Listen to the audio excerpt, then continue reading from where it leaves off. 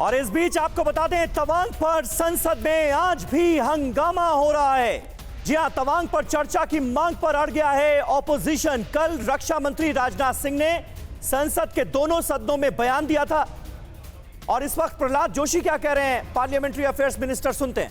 होना चाहिए। उदाहरण स्वरूप में उन्होंने कहा, जिस शहर में G20 का कार्यक्रम होता है उस शहर में हम और ज़्यादा इंतज़ाम करके लोगों को इन्वॉल्व करके स्वच्छता कार्यक्रम करना चाहिए। जो विदेशी मेहमान आएंगे, अतिथि देवो भव, इसका अपनाते हुए उनको स्वागत करना चाहिए। जिस शहर में हो रहा है उधर रंगोली लगाना चाहिए, दिया जलाना चाहिए, अतिथियों के स्वागत लेते हुए। और सभी लोगों को इसमें कैसे इन्वॉल्व कर सकते, इनोवेटिव आप थिंकिंग करो, ऐसे माननीय प्रधानमंत्री जी ने हम सबको, हमारे सब MP गण को उन्होंने आह्वान किया है। इसके बारे में सभी MPs को सोचने के लिए उन्होंने तो जो 2-3 आइडिया दिया है, उसके साथ ही साथ आप भी सोचो कैसे लोगों को इसमें इन्वॉल्व करें, ऐसे सोचो, ऐसे प्रधानमंत्री जी ने कॉल दिया। प्रधानमंत्री के अलावा किसी और कोई माननीय JP नड्डा जी भी बात की है।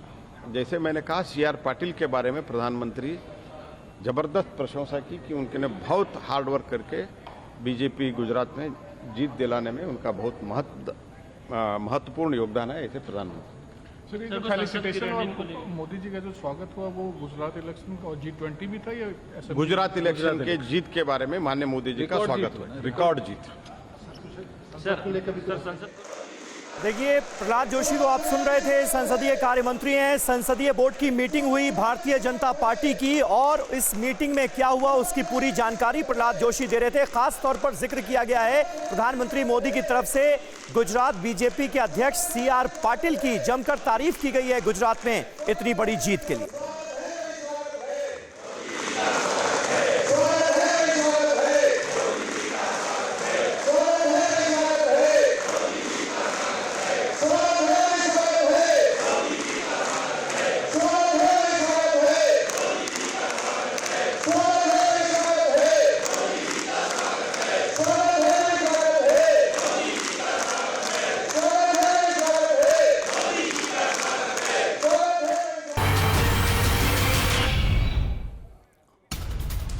और इस बीच तवांग में हमारे संवाददाता पहुंच चुके हैं। तवांग से गौरव अग्रवाल की स्पेशल रिपोर्ट, जहां झड़प हुई उस इलाके में TV9 की टीम।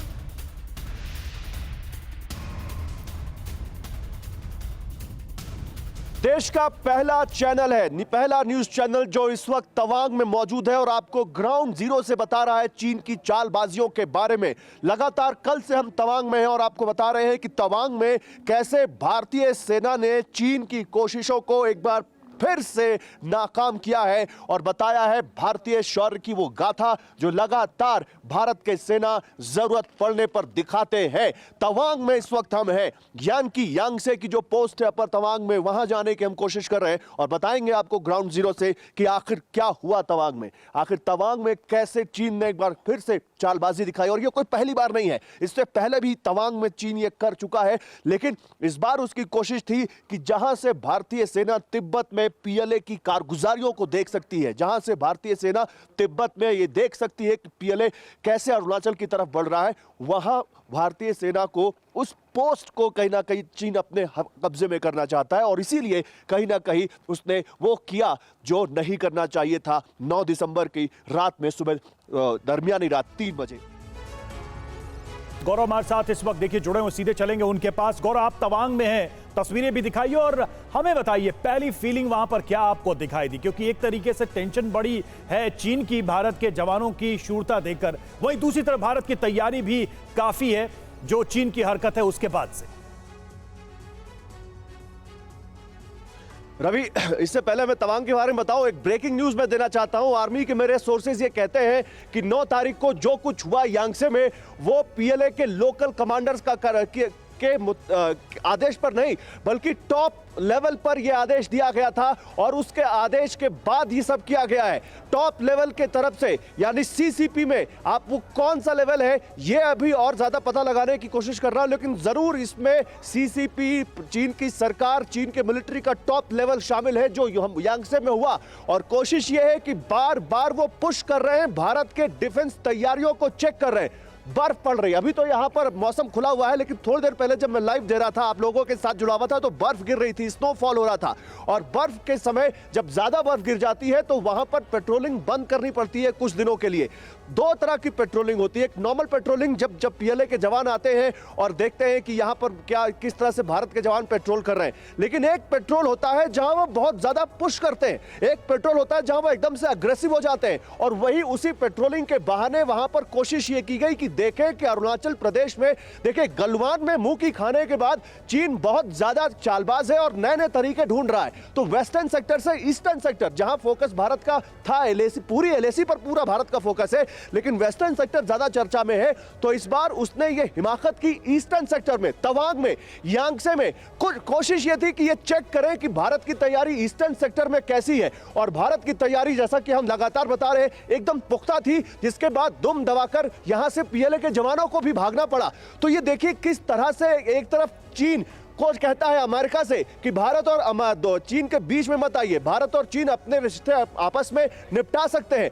दूसरी तरफ कैसे वो 15-16 दौर की बातचीत के बावजूद एक दूसरे मोर्चे पर एक बड़ा तनाव पैदा कर रहा है और तनाव जैसी स्थिति उसने पैदा कर दी है, ये आप इस हिमाकत से समझ सकते हैं। रवि जी, गौरव, इंफॉर्मेशन जो आपने दी है उसके बिना पर ही अगला सवाल मेरा अंजू निर्वाण के साथ होगा, क्योंकि अंजू आप भी तवांग के रास्ते में हैं। एक बात साफ हो चुकी है, पल पल बदलते मौसम के तहत चीन कोशिश कर रहा है भारत की तैयारियों को भांपने की। जी बिल्कुल, भारत की तैयारियों को भांपने की ही कोशिश है ये चीन की, जो बार बार वो घुसने की हिमाकत करता है। जिस तरीके से तवांग में पूरी घुसपैठ करने की कोशिश की, इससे पहले गलवान का भी हमने उनका जो पूरा संघर्ष था और जिस तरह से वो अंदर घुसे थे, बहुत सारी चीजें देखी। लेकिन हमारे जो जवान थे इस बार पूरी तरह से मुस्तैद थे और उन्हें डंडे मार के पीट कर भगाया गया है। वहीं जिस तरीके से लगातार जासूसी का भी जिक्र करते रहे कि चीन किस तरीके से भारत की तमाम तैयारियों की जासूसी करता रहता है। अभी पिछले दिनों जिस तरह से हिंद महासागर में बैलिस्टिक मिसाइल की जो है टेस्टिंग करने वाली थी नेवी, उसकी भी जासूसी करने के लिए जो चाइना का जो जासूसी जहाज पनडुब्बी है वो वहां पर आई और जासूसी करने लगी। जो उससे श्रीलंका के जो पोर्ट है वहां पर जाकर वहां तक उसने जासूसी करने की कोशिश की। इसके अलावा जब बीते दिनों भारत ने मालाबार एक्सरसाइज जब की थी, जो तमाम जो कंट्रीज है जिसमें ऑस्ट्रेलिया भी शामिल था, जापान भी शामिल था, अमेरिका भी शामिल था, उस एक्सरसाइज के दौरान भी चीन जो है जासूसी कर रहा था। तो ये चीन की ओर से लगातार कोशिश होती है कि जासूसी करते रहे। हमारी जो डिप्लॉयमेंट है, कितनी हमारी डिप्लॉयमेंट है, जो एलएसी के पास कितनी हमारी फोर्सेस है, वो देखने के लिए वो हमेशा ही ऐसी कोशिश करता है। हमारी कितने जो तैयारी, पुख्ता तैयारी है, वो देखने की कोशिश हमेशा चाइना की ओर से होती है। लेकिन सबसे बड़ी बात यह है कि चाइना ये 1962 का भारत ना समझे, यही कहा जा रहा है 1962 के भारत की भूल ना करे चीन, और इसी को लेकर के अब भारतीय सैनिकों की ओर से, भारत सरकार की ओर से अब तैयारियां तेज कर दी गई। गौरव और अंजू हमारे साथ आप बने रहिएगा। बड़ी खबर चीन को लेकर बहुत बड़ा खुलासा एक बार फिर से हुआ है, जिसके बारे में आपको लगातार जानकारी दे रहे थे। गौरव भी इस बारे में कह रहे थे, शिगास्ते एयरबेस पर चीन की बड़ी तैयारी है। गौरव, आपसे ही जानना चाहेंगे, अब एक बार फिर से शिगास्ते एयरबेस के बारे में ये इंफॉर्मेशन है कि वहां पर चीन ने अपनी तैयारियां तेज कर दी है। अब क्या इरादा है ड्रैगन का और भारतीय सेना की इस मूवमेंट पर कैसी नजर? केवल सियाजे नहीं अंजलि, आप तिब्बत और शिनजियांग दो प्रांत देखें जिनकी सीमा भारत से लगती है। पिछले कुछ सालों में एकदम हैरत अंगेज तरीके से चीन ने बहुत बड़े लेवल पर वहां इंफ्रास्ट्रक्चर तैयार किया है। 1950 में केवल 4000 किलोमीटर की रेल लाइन होती थी तिब्बत में, और आपको भरोसा नहीं होगा, आज तिब्बत में चीन 1 लाख किलोमीटर से ज्यादा का रेल नेटवर्क तैयार कर चुका है। 40 किलोमीटर दूर एलएसी से अपनी तरफ वो बुलेट ट्रेन पहुंचा चुका है। 24-25 एयर स्ट्रिप्स, एयर बेस, छोटे बड़े हेलीपैड्स जहां पर उसके ट्रांसपोर्ट कैरियर, जहां पर उसके हेलीकॉप्टर्स उतर सके, ये सब उसने बना लिया है। गौरव, कहीं लेकिन ऐसा भारत तो की नहीं तैयारी, है गौरव, जैसा कि हम आपने लगातार इंफ्रास्ट्रक्चर बता की रहे हैं, बात की, कहीं ऐसा तो नहीं है कि भारत का बढ़ता इंफ्रास्ट्रक्चर चीन की बड़ी टेंशन है और उसी को डिसरप्ट करने के लिए सारी चीजें की जा रही है? क्योंकि अगर उसने अपनी तरफ बनाया है और भारत के प्रोजेक्ट्स चल रहे हैं तो उस पर नजर तो होगी। Exactly, you hit the nail Ravi, यही हुआ है। आप गलवान से मैं शुरू करना चाहूंगा। डीबी श्योक, दरबुक श्योक से दौलत बेग ओल्डी रोड जो भारत ने बनाई, जो दुनिया की सबसे ऊपर चालू रोड है और जहां से भारत की पहुंच होते के बाद भारत एलएसी पर बहुत अच्छे तरीके से नजर रख सकता है, वो चीन को बिल्कुल रास नहीं आया और उसने गलवान में टेंशन पैदा करने की कोशिश की। मुंह की खाई उसने 2.5 साल बाद आज, क्योंकि एक फ्रंटियर हाईवे पास हो चुका है भारत सरकार की तरफ से। 28,000 करोड़ की लागत से 1800 किलोमीटर का एक फ्रंटियर हाईवे बनाया जा रहा है, जिसमें बहुत सारे बहुत शुक्रिया, बहुत शुक्रिया गौरव अग्रवाल और अंजू निर्वाण हमारे संवाददाता। और गौरव इस वक्त तवांग पहुंच चुके हैं। अंजू निर्वाण तवांग के रास्ते में एक एक अपडेट से आपको हमारे सहयोगी करा रहे हैं वाकिफ। चीन को लेकर इस बीच हुआ है बहुत बड़ा खुलासा। शिगात्से एयरबेस पर चीन की बड़ी तैयारी सामने आई है। तवांग में झड़प के बाद एयरबेस पर बड़े हथियार जमा किए गए हैं। अमेरिकी वेबसाइट वॉर जोन ने इसे लेकर दरअसल बड़ा दावा किया है। सैटेलाइट इमेजेस को आधार बनाकर यह दावा किया गया है, यानी यह दावा अपने आप में मजबूत नजर आता है और पोल खोलता है चीन की खतरनाक तैयारियों की, और यह भी साबित करता है कि चीन किस मंशा के साथ आगे बढ़ने की योजना बना रहा है। तवांग के बाद तिब्बत, चीन एक बार फिर बेनकाब हुआ है और चीन की नई नई साजिशें सामने आ रही हैं। एक लंबी फहरिस्त है जिसका जिक्र हम लगातार कर रहे हैं और उसकी पोल खोल रहे हैं। आइए अब आपको इंफॉर्मेशन वॉल के जरिए समझाते हैं कि सैटेलाइट इमेज जिसकी बात हो रही है वो किस तरह की नजर आ रही है। ये देखिए 11 दिसंबर 2022 की ये तस्वीरें हैं। इसमें साफ तौर पर एयरक्राफ्ट्स यहां पर नजर आ रहे हैं, यानी तैयारियां पुख्ता की गई हैं। रनवे के पास कई ड्रोन नजर आए हैं सैटेलाइट इमेजेस में। फाइटर और AEW&C एयरक्राफ्ट जो हैं वो साफ तौर पर नजर आए हैं। हैंगर्स पर अगर सैटेलाइट इमेज पर आप गौर करेंगे तो हैंगर्स में ड्रोन भी साफ तौर पर यहां नजर आ रहे हैं, जिनको हमने लाल घेरे में कर दिया है ताकि ये तस्वीरें आप समझ पाएं, बखूबी अंदाजा लगा पाएं कि चीन इस वक्त कैसी कैसी तिकड़में कर रहा है और न सिर्फ ये साजिशें रची जा रही हैं बल्कि उनको अंजाम देने के लिए अपने एयरबेस पर पुख्ता तैयारियां भी करता हुआ नजर आ रहा है चीन। झड़प के बाद डरा चीन, तैनात किए हथियार। तवांग झड़प के बाद चीन ने शुरू कर दी है युद्ध की तैयारी। जी हां, सैटेलाइट इमेजेस के जरिए जो जानकारियां हासिल हो रही हैं उनसे तो यही कहा जा सकता है कि चीन युद्ध की पूरी तैयारी कर रहा है। तिब्बत के शिगात्से एयरबेस पर तैनात किए गए हैं कई बड़े बड़े हथियार। अमेरिकी रक्षा वेबसाइट है वॉर जोन, उसके जरिए यह बड़ा खुलासा हुआ है और इस वेबसाइट ने तमाम सैटेलाइट इमेजेस पब्लिक किए हैं जिसमें यह तैयारियां चीन की सीधे तौर पर नजर आ रही हैं। चीन ने ड्रोन से लेकर फाइटर जेट्स तक तैनात कर दिए हैं। ऐसे में फिर यही बड़ा सवाल उठ रहा है कि चीन आखिर चाहता क्या है, क्या करके मानेगा। रीफ्यूलर्स, अर्ली वार्निंग सिस्टम भी चीन ने तैयार कर लिए हैं, उनकी भी तैनाती की गई है। और शिगात्से एयरबेस के बारे में आपको बता दें, चीन का 5वां बड़ा एयरपोर्ट है ये, और यहां पर ये जोरदार तैयारियां की गई हैं। मिलिट्री और सिविल दोनों ही तरह के विमानों के लिए इसका इस्तेमाल किया जाता है। चीन ज्यादातर सैन्य मकसद से इस एयरबेस का इस्तेमाल करता है, इस एयरपोर्ट का इस्तेमाल करता है। 1973 से 2000 तक जो तैयारियां थी उस पर भी आगे हम आपको और डिटेल देंगे, लेकिन आप देखिए भारत की तैयारी। तवांग में L-70 एयर डिफेंस गन जो है वो तैनात कर दी गई है और कल TV9 भारतवर्ष ने इसकी सुपर एक्सक्लूसिव तस्वीरें आपको दिखाई थी। शिगात्से एयरबेस पर भी बड़ी तैनाती की गई है। अब आप अंदाजा लगाइए चीन की तैयारियों के मद्देनजर हमारी ये तैयारियां कितनी ज्यादा अहम है और कितनी जरूरी हैं। बंगाल के सिलीगुड़ी में S-400 एयर डिफेंस सिस्टम जो है वो भी अलर्ट मोड पर रखा गया है। चीन क्या कर रहा है, ड्रोन विमानों की तैनाती करता हुआ जगह जगह नजर आ रहा है। हमने आसाम के तेजपुर में सुखोई 30 विमान बिल्कुल अलर्ट मोड पर रखे हैं, स्टैंड बाय मोड पर रखे हैं। चीन भी फाइटर जेट्स की तैनाती कर रहा है अपने एयरबेस पर। हमारे साथ तमाम सहयोगी तो मौजूद हैं ही जो पल पल की अपडेट दे रहे हैं, कुछ खास मेहमान भी मौजूद हैं। एसवीपी सिंह साहब, किस तरह से आप देखते हैं हमारी तैयारियों को और चीन की तैयारियों को देखते हुए ये इंतजाम, ये पुख्ता इंतजाम कितने जरूरी हो जाते हैं? इसमें 2-4 पॉइंट हैं समीर। सबसे पहले जो चीन इस समय कर रहा है उसकी भी एक विंटर ऑपरेशन अलर्ट एक्सरसाइज चल रही थी, इसलिए उसका जो बिल्डअप था वो हमने पिकअप किया था और हम बिल्कुल चौकन्ने रहे थे।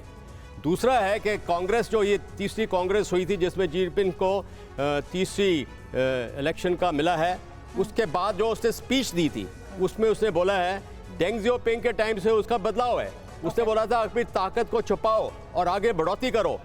जी जिनपिंग ने मैसेज दिया है कि अपनी ताकत दिखाओ। तो अभी क्या किया उन्होंने, यहाँ पे उसकी इंस्ट्रक्शन रही है, उसका हुक्म रहा है कि जहाँ जहाँ उसकी तादाद जो फौज की है इस एरिया में डबल की गई है अक्टूबर के बाद, और ये हुक्म है कि जहाँ जहाँ पे गैप है उनको डिटेक्ट करें और उसको एक्सप्लॉइट करें। सर, चीन के इस हालात में ये उसकी मजबूरी, उसकी और कमजोरी है कि अब वो कुछ बड़ा करने की कोशिश कर रहा है जिसमें वो भारत को सॉफ्ट टारगेट मान रहा है। इस पर चर्चा करेंगे, आगे इस बारे में चर्चा करेंगे और साथ ही लेटेस्ट अपडेट आपके सामने। और इस वक्त की सबसे बड़ी खबर, जहां तवांग के मुद्दे पर राज्यसभा में हंगामे को लेकर बड़ी खबर, विपक्ष ने अब राज्यसभा से वॉकआउट कर दिया है।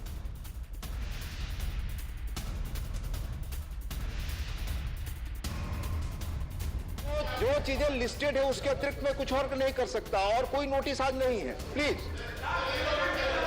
माननीय शंभूशरण पटेल, माननीय शंभूशरण पटेल।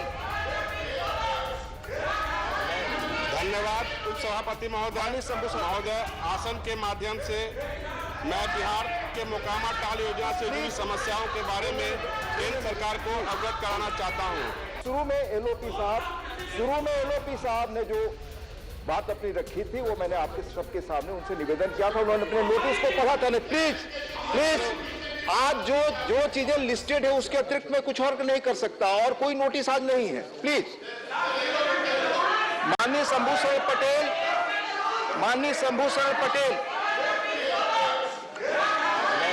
धन्यवाद उपसभापति महोदय। माननीय शंभूशरण महोदय, आसन के माध्यम से मैं बिहार के मोकामा टाल योजना से जुड़ी समस्याओं के बारे में केंद्र सरकार को अवगत कराना चाहता हूं। शुरू में एलओपी साहब ने जो बात अपनी रखी थी वो मैंने आपके सबके सामने उनसे निवेदन किया था।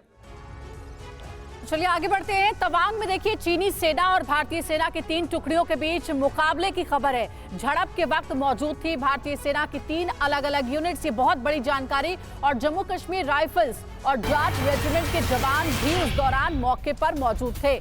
सिख रेजिमेंट इन्फेंट्री के जवानों ने भी चीनी सैनिकों को भगाया है। तो जब तवांग में झड़प के इरादे से चीन के सैनिक पहुंचे थे, उस दौरान भारतीय सैनिकों की संख्या कम थी, लेकिन फौरन इंफॉर्मेशन दी गई और उसके बाद वहां पर भारतीय सैनिकों को बढ़ाया गया, उनकी संख्या में इजाफा किया गया। 600 के संख्या में चीन के सैनिक पहुंचे थे। प्रोफेसर भारद्वाज हमारे साथ जुड़े हुए, उनसे बात करते हैं। प्रोफेसर भारद्वाज, 9 दिसंबर को तवांग में जो झड़प हुई और उसके बाद आगे निकलकर जो जानकारियां सामने आ रही हैं वो इस पर मुहर लगाती हैं कि चीन की पहले से ये मंशा थी, पहले से ये तैयारी थी। इसके बावजूद कि पहले ही गलवान झड़प के बाद जो कमांडर लेवल की बातचीत चल रही है जिसमें शांति स्थापित करने के इरादे से ही बातचीत हो रही है, उसके बाद भी फिर से एक बार टेंशन, तनाव बढ़ाने का काम किया गया। देखिए, 2-3 बातें साफ। पहली बात कि ये बिल्कुल प्लान्ड है और इनका स्ट्रेटेजी का, रणनीति का पार्ट है ये कि अगर भारत कोई भी इंफ्रास्ट्रक्चर डेवलपमेंट करता है बॉर्डर एरियाज़ पे, तो आप इस तरीके की हरकत करिए, आप वहाँ बॉर्डर क्रॉस कीजिए और इस तरीके की गतिविधियों को आप वायलेंट रूप में, ताकि जो चीन इंफ्रास्ट्रक्चर डेवलपमेंट कर रहा है अपने क्षेत्र में, जो कर रहा है, डोकलाम में कितना बड़ा इंफ्रास्ट्रक्चर उन्होंने क्रिएट किया, उसको ढक दे और भारत के इंफ्रास्ट्रक्चर को, गतिविधियों को चिन्हित करे। पहली बात। दूसरी बात कि देखिए चीन का एक अपना एक रणनीति है कि किस तरीके कई तरीके के उनके अपने प्रोजेक्ट्स हैं जो उसकी आक्रांता की जो नीति है उसको लागू करते हैं और एक तरीके से भारत को वो सॉफ्ट टारगेट इस सेंस में मैसेज देना चाहते हैं बाकी दक्षिणी एशियन कंट्रीज़ को और जिसमें नेपाल है, भूटान है। मैं आपसे जो बात कहना चाह रहा हूँ कि 2005 से जिस तरीके से एक उन्होंने पैसेज बनाया और जिस तरीके से ब्रीच ऑफ ट्रस्ट किया कि आपने भूटान से भी डिप्लोमेटिक रिलेशंस बना लिए, लगातार जारी है, लेकिन इस बार मुंहतोड़ जवाब दिया गया है। ड्रैगन क्या अपने इरादे बदलेगा, ये बड़ा सवाल है। घुसपैठ की कोशिश के दौरान कई हथियारों से लैस थे चीनी सैनिक। अब देखिए डिटेल, हमले की डिटेल पूरी सामने आ चुकी है। मंकी फीस्ट टेजर गन के साथ आए थे चीनी सैनिक। पीएलए जवानों के पास कील वाले डंडे भी थे, ये भी जानकारी सामने आई है। यानी पूरी तैयारी के साथ चीनी सैनिक यहां तवांग में पहुंचे थे खतरनाक इरादों के साथ, लेकिन उनकी मंशा पर हमारे सैनिकों के हौसले ने पानी फेर दिया। बिल्कुल समीर, और देखिए जब भी ऐसी कोशिश करते हैं ये पीएलए के सैनिक, चीन के सैनिक, तो ये सारे हथियार वो लेकर चलते हैं और घात लगाकर जब वो हमला करने की कोशिश करते हैं तो वो बखूबी जानते हैं कि भारतीय सेना नियमों का पालन करती है, एक ऐसी प्रोफेशनल आर्मी है जो किसी भी समझौते का उल्लंघन नहीं करती है और इसी बात का वो फायदा उठाने की कोशिश करते हैं। ऐसे वेपन्स के साथ वो हमला करने की फिराक में होते हैं। पीएलए के पास क्या हथियार हैं ऐसी पेट्रोलिंग के दौरान, जरा उस पर भी हम नजर डाल लेते हैं। देखिए ये है मंकी फीस्ट जिसकी हम बात कर रहे हैं, जिसके जरिए वो सैनिकों को घायल करके उनको चोट पहुंचा के उनको पीछे धकेलने की कोशिश करते हैं। टेजर गन से झटके देने की कोशिश, ये भी हमारे सैनिकों के ऊपर हमला करने की कोशिश की जाती है। और जिसका इस्तेमाल सबसे ज्यादा वो करते हैं, जिसको घातक माना जाता है, कील वाले ये डंडे, ये वो हथियार है। जरा हम इसको और विस्तार से समझे। ये मंकी फीस्ट है, जरा इसकी तस्वीर भी आप देख लीजिए किस तरीके से होता है। तो लोहे की गेंद या पत्थर से ये बनता है, कलाई पर पहना जाता है और चोट पहुंचाने के लिए इसका इस्तेमाल किया जाता है। इसका ये हिस्सा जो आप देख रहे हैं उससे चोट पहुंचाने की कोशिश की जाती है। टेजर गन की बात करें, इलेक्ट्रिक शॉक देने में इसका इस्तेमाल किया जाता है और बिजली के झटके से कुछ देर तक शरीर का वो हिस्सा सुन्न हो जाता है, बाद में नॉर्मल हो जाता है पीड़ित, लेकिन तब तक जो उनकी मंशा होती है वो कोशिश करने लगते हैं। और जिस खतरनाक हथियार की बात करें, कील वाले डंडे, लोहे की रॉड पर कील लगे होते हैं, जहां चोट की जाती है वहां गहरा घाव होता है। डंडे के ज्यादा इस्तेमाल से जान भी जा सकती है, यानी कि ये एक तरीके से लीथल वेपन है, ये जान भी ले सकता है। ओपी तिवारी सर, ये सारे हथियार हमने दिखा दिए और ये पहली बार नहीं है, लेकिन क्या अब ये हम समझें कि कम से कम गलवान के इंसिडेंट के बाद से चीन के सैनिक, पीएलए के जवानों की मंशा और उनका ये हथियार, ये सब कुछ एक्सपोज हो चुका है, अब शायद ये उतना काम कभी नहीं कर पाते। रवि देखिए, मैं थोड़ा वापस जाना चाहूंगा डोकलाम का इंसिडेंट। डोकलाम में उसको मुर्गी खानी पड़ी थी, गलवान में अंदर आए, लेकिन उस समय थोड़ा सरप्राइज एलिमेंट जरूर था, इसलिए उतना तगड़ा जवाब उनको नहीं मिल पाया। उसके बाद से भारतीय सेना ने अच्छा कुछ सीखा है, अब हर जगह तैयार है, जिसका एग्जाम्पल उदाहरण आप लोगों ने अभी ये तवांग में देख लिया है। तवांग की थोड़ी परेशानी जरूर थी कि उसका जो इंफ्रास्ट्रक्चर है बॉर्डर तक अपना सामान लेके आ सकता है।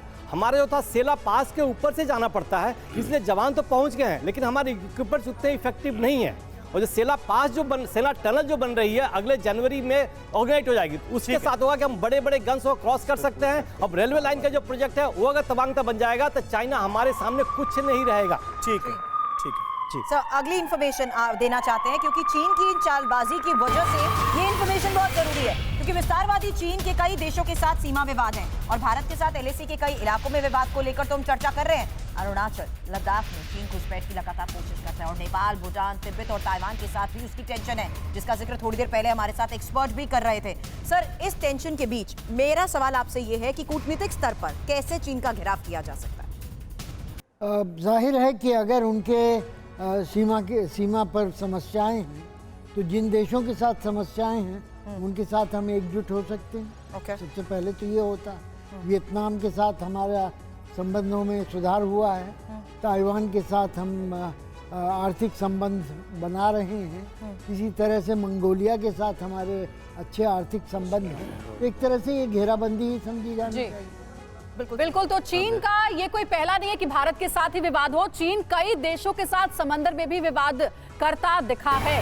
बड़ी खबर यह है कि दक्षिणी चीन सागर में जापान, नॉर्थ और साउथ कोरिया के साथ टेंशन चीन की जारी है। फिलीपींस के साथ स्कार्बोरो और स्प्रेटली आइलैंड को लेकर के भी विवाद है। इंडोनेशिया के साथ नातूना आइलैंड को लेकर भी चीन का झगड़ा चल रहा है। मलेशिया के साथ चीन की स्प्रेटली आइलैंड को लेकर लड़ाई जारी है। समंदर में प्रोफेसर संजय भारद्वाज, चीन की कई देशों के साथ लड़ाई, विवाद, टेंशन हमने देखा है। इससे पहले लगातार हम चर्चा करते आए हैं कि ताइवान पर कैसे हमले की तैयारी में बैठा था चीन।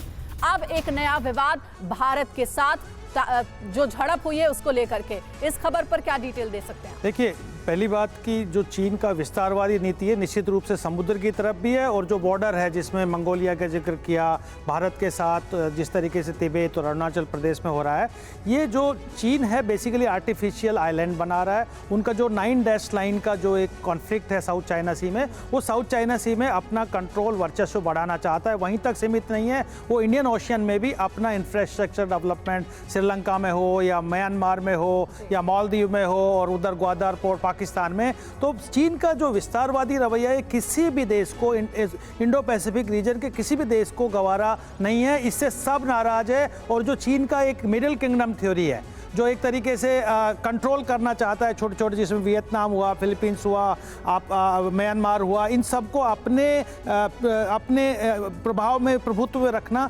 चाहता है। ये एक कंसर्न है और इसके लिए एकजुट होना जरूरी है। अपनी एक्सपेंशन की पॉलिसीज को चीन आगे बढ़ाता हुआ नजर आ रहा है। विस्तारवादी चीन, समंदर में किस तरह का विवाद है, इसको लेकर कुछ और जानकारियां हम आपको देंगे, लेकिन यह भी समझने की कोशिश करेंगे कि आखिर तवांग को ही क्यों निशाना बनाया गया, किस तरह से तवांग को तिब्बत का हिस्सा मानता है चीन, और जो 5 फिंगर्स ऑफ तिब्बत पॉलिसी है उसका एक हिस्सा तवांग भी है। ऐसे में तवांग पर ये कब्जा जमाने की कोशिश, यांगसे पर कब्जा जमाने की कोशिश, ये क्या कहानी कह रही है ये भी समझा जाएगा। लेकिन विस्तारवादी चीन समंदर में भी किस तरह के विवाद खड़े कर रहा है, किस तरह के झगड़े कर रहा है, इसकी एक झलक आपको दिखा दे। फिलीपींस का जहां तक सवाल है, स्कार्बोरो और स्प्रेटली आइलैंड को लेकर विवाद है। अलग अलग मुल्कों से कितने सारे विवाद चीन के नाम।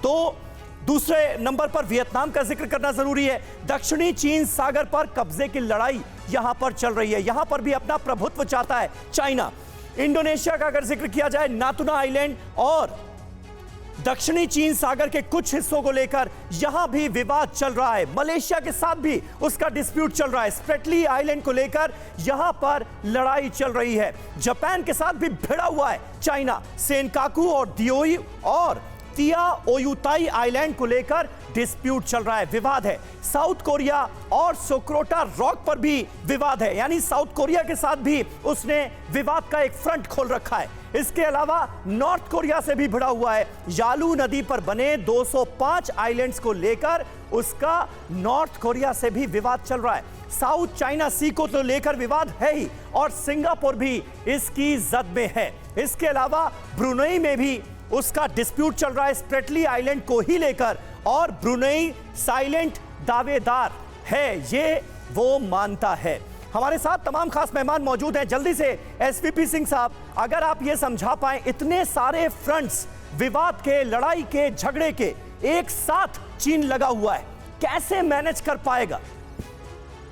चीन का इस समय मुद्दा यही है कि सुपर पावर बने, वर्ल्ड सुपर पावर नंबर 1 बने, और 2050 तक उसकी एम है, और उसको मद्देनजर में रखते हुए वो ऐसी हरकत कर रहा है। जितने भी साउथ ईस्ट एशिया के अंदर आइलैंड हैं, डिस्प्यूट के अंदर जो चीन उनको कब्जा करना चाहता है, देखो उसकी मिलिट्री ताकत बहुत ज़्यादा है, और ये जितने भी ये देश हैं उस मिलिट्री ताकत तो उसको दिखा नहीं सकते। बिल्कुल सही बात है, और इसीलिए लगातार चीन अपनी ताकत में इजाफा भी करता हुआ नजर आता है।